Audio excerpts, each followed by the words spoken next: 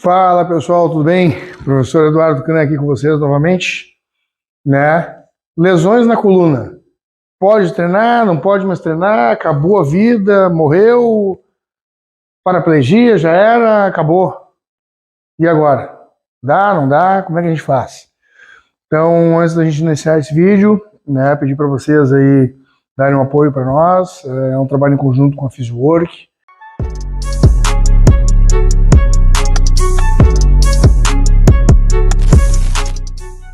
É uma empresa que presta muitos cursos aí dentro da área de saúde. Eu, como profissional de educação física, trabalho junto com eles, atuo numa outra parte muito profissional que eles exercem. É uma plataforma muito boa, muito responsável, com conteúdo de bastante credibilidade, muito cuidado para fazer isso, né? Então curtam lá o Instagram deles, PhysioWork, tanto se inscrevam no canal no YouTube, o meu também, no Diário da Força, me sigam lá, @educran. É muito importante que vocês tenham esse relacionamento conosco para que a gente dê continuidade na produção desses vídeos, para que vocês tão junto conosco continuem crescendo e a gente possa almejar um futuro melhor para a área da saúde de uma forma geral, tá, pessoal? Então, vamos lá? Vamos dar início? Pessoal, uma das questões que mais me aparecem na academia, no meu centro de treinamento, ou até de uma forma geral, são as lesões de coluna. As lombalgias, que são muito comuns, né? Segundo a Organização Mundial de Saúde, mais de 90% das pessoas aí têm algum tipo de lombalgia, né? Então é algo muito comum, a galera fica muito tempo sentada trabalhando, não faz nada.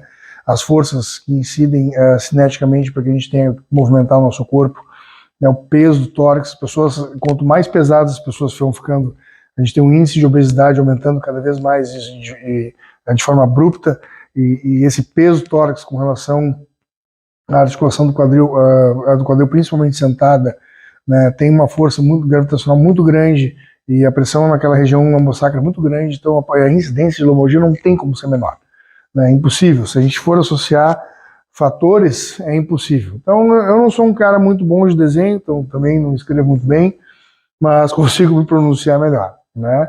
Então a gente tem 4 curvaturas fisiológicas na nossa coluna, né? Cada uma delas compõe um número específico de vértebras, tá? Que são separadas por discos vertebrais em articulações interapofisárias que fazem essa conexão entre elas. E no forame medular passa a nossa linda e bela medula, né? E entre a articulação atlantoaxial e ali na última parte dos corpos das vértebras cervicais, a gente tem aqueles plexos pares cranianos que passam pelos forames transversos.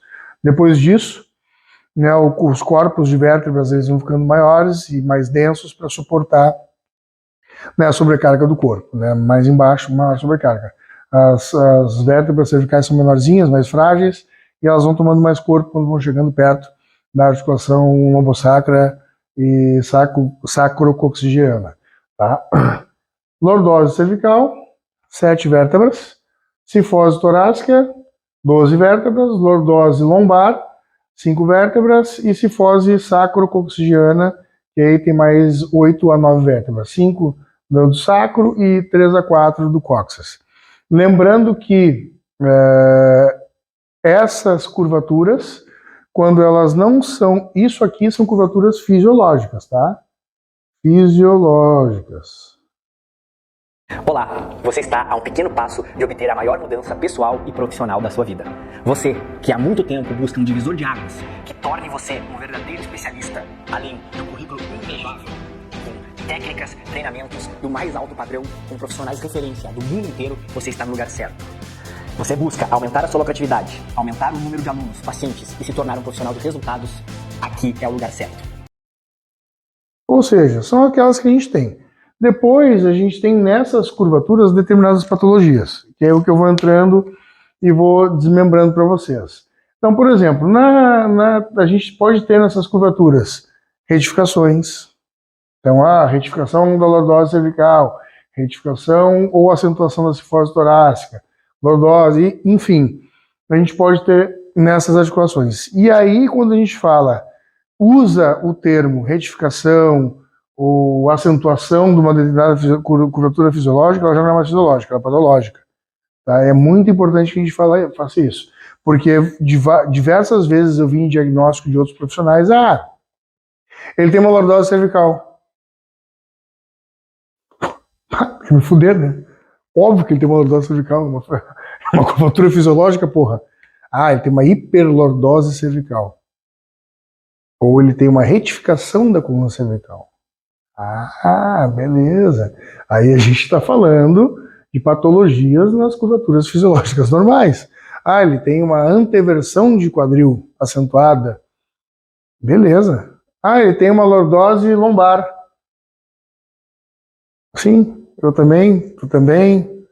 Porra, então, quando a gente fala nessas lesões específicas, elas não passam mais a ser fisiológicas, mas sim patológicas. Então, quando a gente for ver um diagnóstico assim, até um próprio aluno às vezes, eu tenho cifose torácica, eu tenho cifose. Claro, todo mundo tem. Né? Então, pegar o diagnóstico da lesão específica para a gente, inclusive depois, na prescrição do treinamento, passar os exercícios adequados, né, para que essa pessoa minimize, né, esse tipo de lesão. Uma cifose, por exemplo, ou uma cifose, uma lordose muito acentuada, junto com escoliose, elas têm um ângulo de Kolbe, e um ângulo de Kolbe é um ângulo que determina o grau de acentuação dessas curvaturas, tá? Quando elas são principalmente patológicas. Aliás, quando elas são patológicas. Então, escoliose, a gente tem C longa, a gente tem S, a gente tem um S mais longo, e essas curvaturas fisiológicas, essas escolioses patológicas, elas nos trazem dois tipos de situação. Elas podem ser funcionais, né, ou são curvas que são patologias que foram desenvolvidas ao longo do tempo com atividades inapropriadas. Um estudante que carrega a mochila sempre do lado direito adquire uma escoliose em C para a direita. Uma pessoa uma menina pequena que desenvolveu muito seio, ombro protuso e desenvolve uma gibosidade, uma cifose torácica bem acentuada, né? Então, quando ele é funcional, quando esses desvios posturais eles são funcionais, a sua maioria é passível de correção. Quando é estrutural, eu vou botar aqui para vocês, funcional, estrutural. Quando ele é funcional, ele é passível de correção. Quando ele é estrutural, ele até é passível de correção, mas é bem mais difícil. Bem mais difícil. Por quê? Porque já nasceu geneticamente com aquele desvio postural. E aí já ocorreram várias adaptações morfofisiológicas e mecânicas para que aquele indivíduo tomasse uma posição para que ele conseguisse se movimentar. Num dos vídeos anteriores eu falei para vocês, e alguns deles eu até sempre falo, o corpo humano ele é uma máquina perfeita. Se vocês nascem com alguma patologia ou não, não interessa. Ele vai dar um jeito de sobreviver e ele vai dar um jeito de se adaptar. É por isso que a gente está vivo até hoje. Né? O corpo humano ele se adapta de uma forma muito perfeita a tudo.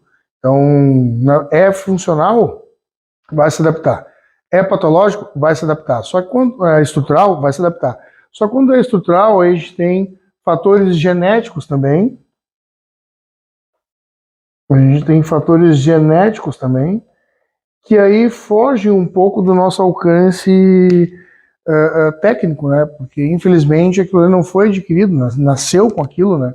Então é um pouco mais complicado. Às vezes tem que fazer uma cirurgia de coluna, com correção, inserção de colete, enfim, artrodese e vários procedimentos que são bem invasivos assim, para que se possa ter um mínimo de qualidade de vida e realização das suas atividades da vida diária. Que esse é o propósito principal sempre, né? A gente desenvolver esse trabalho para trazer qualidade de vida para as pessoas e, se por um acaso for um atleta, a gente conseguir trazer longevidade esportiva para esse atleta.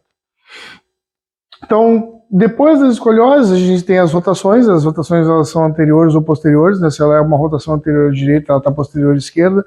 Tem uma série de outros fatores que a gente consegue avaliar essas rotações, como por exemplo o triângulo de Tales. Quando a gente está com o triângulo de Tales mais aberto no lado de cá e mais caído para o lado de cá, provavelmente a gente tem uma escoliose em C. Por quê? Porque quando a gente inclina o corpo para a esquerda, à direita de vocês no vídeo, né? Ele abre um pouco o braço, o triângulo de Tales está entre o epicôndilo medial e a crista ilíaca. Então ele abre um pouco para cá e vem um pouco para cá. Então o braço fica mais junto do outro, e a gente consegue perceber que existe um C, né? O triângulo de Tales está aqui, ó, no braço parado, e a gente tem um vãozinho aqui, ó. Quando ele está equilibrado, sucesso. Quando ele está desequilibrado, ó, abre mais e fecha, a gente percebe que nesse triângulo de Tales a gente tem uma diferença. E a gente pode estar acusando aqui uma escoliose. Assim como, por exemplo, digamos que está tudo perfeito aqui, mas eu tenho uma mão rotada, né? Ela está pronando, lembram, né? Supinação, súplica, pronação, pronado. Para lembrar, é pronado. Nadar, súplica, supinação. Então, quando a gente está paradinho e uma mão está mais pronada e um ombro um pouquinho mais para frente. Probabilidade de a gente ter uma escápula alada, uma protusão do ombro devido a isso, por um peitoral encurtado e a mão rotada é grande. Quem, por exemplo, tem isso? Eu. Mas sabe por quê? Por causa do levantamento terra. A minha pegada é mista e a minha mão direita ela fica na posição em pronação. Mas isso não me acarreta outros desvios posturais, porque como eu tenho feito e faço outros trabalhos de recuperação desse desvio postural, ele acaba não me limitando e ele acaba não me trazendo nenhum desconforto em nenhuma outra articulação, tá? Descopatias de rotação, a gente pode, quando eu falo rotação, eu não estou falando só da coluna como um todo, principalmente tóraco-lombar, mas a gente tem as rotações da cabeça também, né? De repente a gente tem um escaleno anterior, um levantador de escápula, um homoióide mais forte, que rota e flexiona um pouco a cervical. Então isso depende muito da pessoa que vocês vão encontrar na frente de vocês. É muito fácil a gente encontrar pessoas com a cervical mais retificada ou mais protusa por conta da digitação. Né? Passa o tempo todo assim, ó, digitando, aí um para frente, produz, cabeça, e vira uma codorna. Aí vem nos encher o saco, eu tô com dor de cabeça, eu não sei por que eu tô assim. Né? E aí tu vai, trabalha digitando, eu já sei, é assim que funciona. Discopatias degenerativas. As discopatias degenerativas, elas são muito importantes a gente saber, porque existem graus. Elas vão gerar o abalamento, a protrusão ou a hérnia de disco. Pode ser extrusa ou não extrusa. Dependendo da dor e do grau de lesão, e se ela toca o ventre do saco dural, o saco dural é uma membrana que recobre a coluna, uma membrana que recobre a medula, e ela é muito vascularizada e inervada, e ela é muito suscetível à dor. Né? O toque nela dói bastante. A analgesia ela é muito importante, a musculatura, quando ela sente isso e essa lesão, ela se contrai, por isso que a gente tem aquela dor muito grande quando a gente tem uma hernia de disco ou alguma lesão discal, né, referente a esses grupos musculares que estão sofrendo em torno, né, adjacentes àquela vértebra que está machucada, aquele disco que se machucou. Então as discopatias degenerativas, elas já são um processo de desgaste, já vem se degenerando, esses discos eles já estão um pouco menores, os ângulos fibrosos já devem ter algumas fissuras, aí depende do grau, né? A gente tem esses graus escalonados ali, tanto no abalamento, quanto na protrusão, na extrusão, ou ela está se degenerando e se desidratando e ainda não chegou nesse ponto, mas vai chegar. Então algum movimento mais específico que se faça, algum impacto que se sofra, vai gerar alguma dessas outras lesões no disco vertebral de vocês. Não é incomum, é muito comum, acontece. Então tudo que tem aqui não é pra gente ficar apavorado, ai, discopatia, meu Deus! Cara, não é assim que funciona. Não precisa se assustar. O que vem de gente aqui assustada com esse tipo de lesão, com essas terminologias, é muito grande. Tu leu o nome, morri! Né? Então, calma, tudo se tem trabalho, com todo esse trabalho a gente consegue fazer com quem tem paciência, constância e regularidade, com certeza, a gente tem 100% de aproveitamento aqui, assim, ó, fantástico. É só ter responsabilidade na hora que for trabalhar. Só voltando nas rotações, a gente também tem as rotações que vão interferir na articulação do quadril e lá na frente podem interferir na articulação do joelho até do tornozelo, tá? As translações também, que vão estar ligadas à coluna vertebral como um todo, né? Que já faz parte do esqueleto axial. É bom a gente saber também que a coluna, a gente tem 3 tipos de articulação. A gente tem uma anfiartrose, que é uma articulação hipomóvel, que é a coluna, a gente tem uma diartrose, né, que é uma articulação de diversos ângulos de movimento. A gente tem a anfidiatrose, que é uma articulação com duas linhas de movimento, flexão e extensão, por exemplo, no cotovelo, no plano sagital. Pum, né? Então, a coluna é uma anfiartrose, ela é hipomóvel, ela tem linhas de movimento, mas ela não tem tanta mobilidade sim, porque ela é um eixo estrutural do nosso esqueleto. Então, ela carrega, né, o aporte do todo, né, tanto o símbolo superior como o símbolo inferior, que compõe o esqueleto apendicular, quanto o próprio esqueleto axial, que é a cabeça e o tórax junto dessa coluna. Desnivelamentos de quadril e cintura escapular, que vão estar ligados agora, que foi o que eu comentei para vocês, que é muito importante, né, eles podem entrar no eixo de rotações também, né, além de rotar, eles podem desnivelar, e esse desnivelamento ele pode estar junto e associado às escoliosas. Não vou dizer especificamente que ele vai estar associado a uma escoliose, uma escápula com discinesia. O que é uma discinesia? É uma escápula que não tem um movimento dinâmico se me esquecer, me fugiu uma palavra agora bonita para falar para vocês. Ela não tem um movimento, uma trajetória linear, uma mecânica de movimento bonita, né, própria dela, né? Quando a gente faz uma abdução, ela rota externamente, quando a gente retorna, ela rota internamente, né? Quando a gente faz abdução ou adução em plano horizontal, ela aduz e ela abduz e ela um pouco, enfim, né? A discinesia faz com que esse movimento, essa trajetória de movimento não seja limpa, ela tenha incoerências na sua linha de movimentação. E uma escápula mais depressiva, ou uma escápula mais puxada para um trapézio mais forte, né, ou para um levantador de escápula um pouquinho contraturado, pode fazer com que dê a impressão de que a gente tenha um desnivelamento desse símbolo superior, ou dessa cintura escapular. Na realidade não é. Assim como a gente pode ter um encurtamento de membro inferior, que pode estar dentro do fator genético, né, uma perna tem 1 centímetro a menos do que a outra, ou essa lateroversão de quadril, ela pode acontecer simplesmente pelo fato de que a gente tem, eu, por exemplo, tenho uma cadeia posterior da coxa direita mais forte, e meu joelho ele é flexo, né? Eu tenho um genuflexo no joelho direito, o que faz com que eu tenha uma força de apoio podal mais para a direita, porque minha perna direita ela é mais baixa. Então eu tenho um leve desnivelamento de quadril que me ataca do lado esquerdo. E isso tudo como eu falei para vocês, é uma cadeia que vai acontecendo.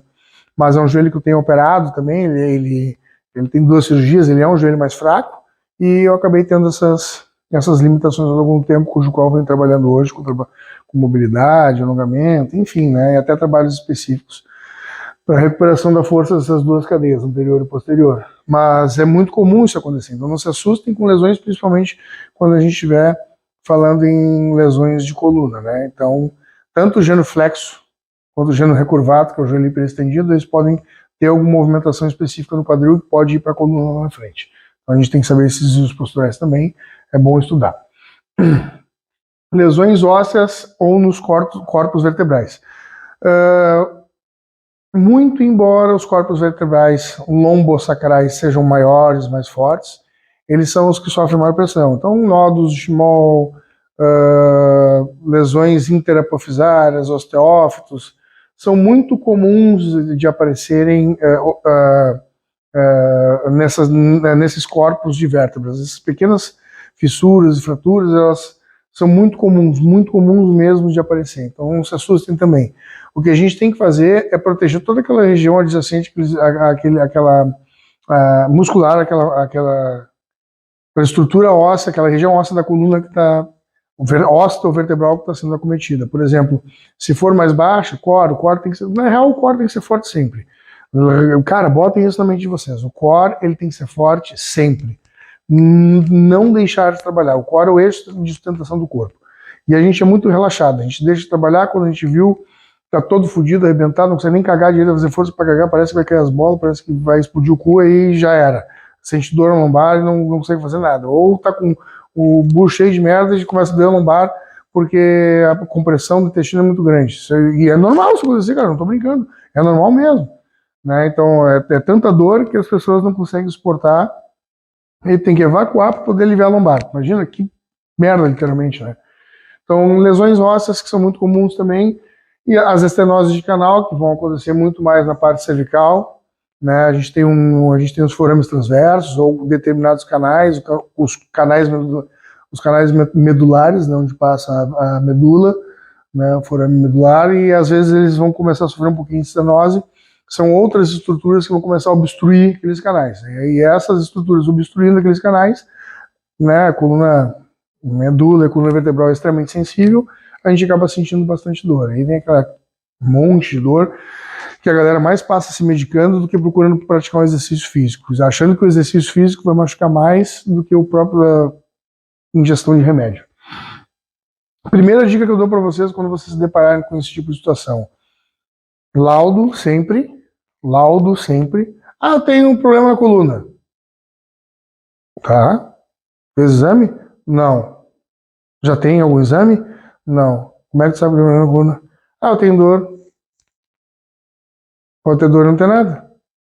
Fraqueza muscular, falta de atividade física, contraturas. Não significa que eu tenho lesão na coluna. Então, um exame, uma ressonância, um examezinho de coluna, né, principalmente se é alguém que vem se incomodando bastante com essa estrutura.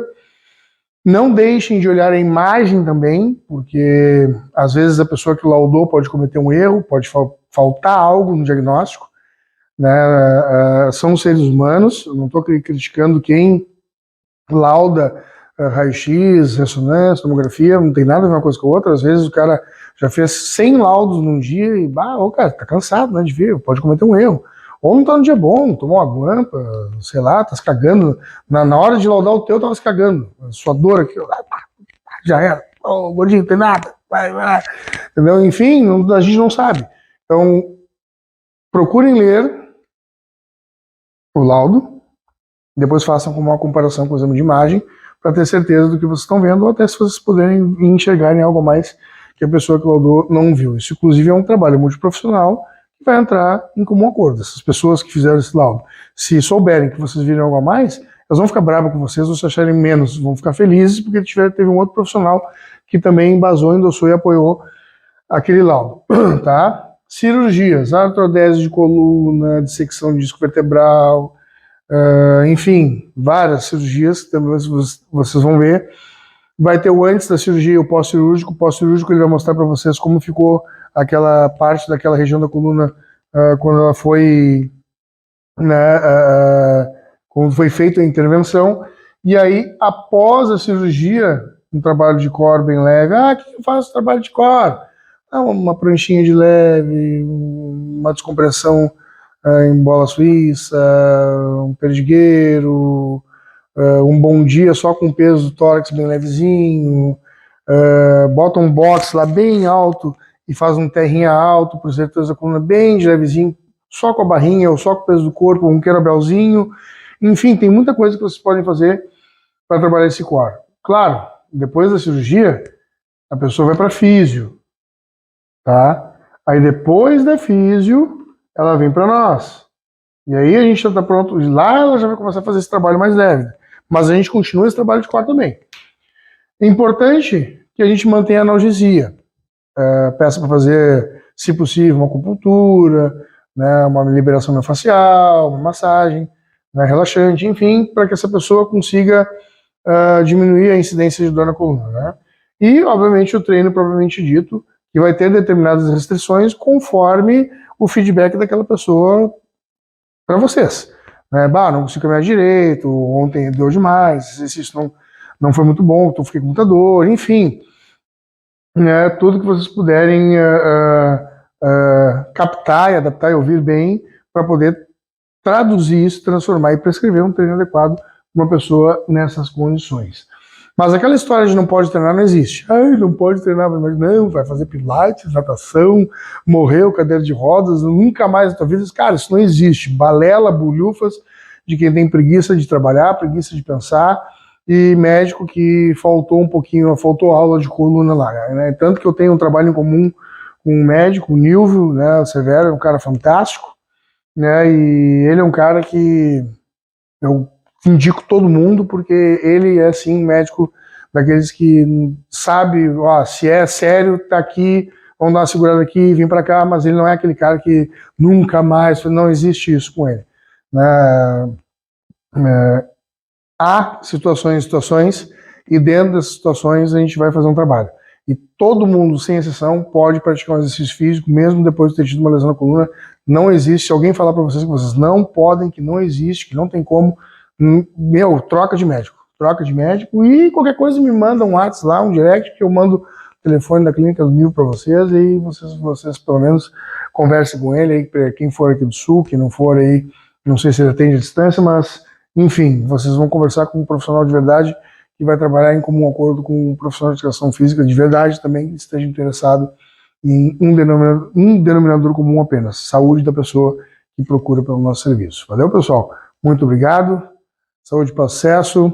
Não esqueçam de dar um likezinho lá e se inscrever no Instagram da Physiwork, no meu, para que a gente consiga dar continuidade nesse trabalho, oferecendo esses cursos para vocês, esses pequenos vídeos aí que trazem um pouquinho mais de conhecimento, né, esclarecem algumas questões pontuais, para que a gente continue trabalhando, se educando cada vez mais e para que a gente continue assim. Então sigam lá o Diário da Força, @Educran, né, dá uma moralzinha para nós, um like, se inscrevam e procurem que também na Physiwork a gente tem um material bem encorpado para venda, com ótimas condições para vocês, tá, pessoal? Deixo um beijo, um abraço, sucesso, até mais.